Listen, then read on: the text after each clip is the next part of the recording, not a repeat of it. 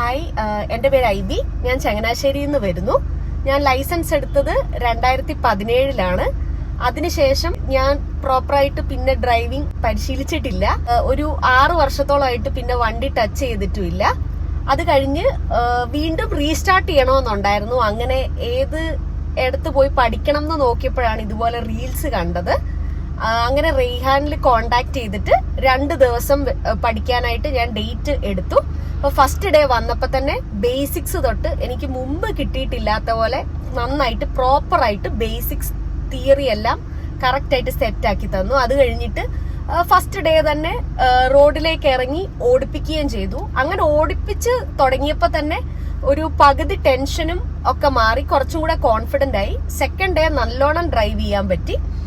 അപ്പോഴേക്കും കുറച്ചുകൂടെ നല്ല നമുക്ക് ഇറക്കാൻ പറ്റും എന്നൊരു കോൺഫിഡൻസ് ആയിട്ടുണ്ട്. അപ്പൊ ഇനി ഈ 2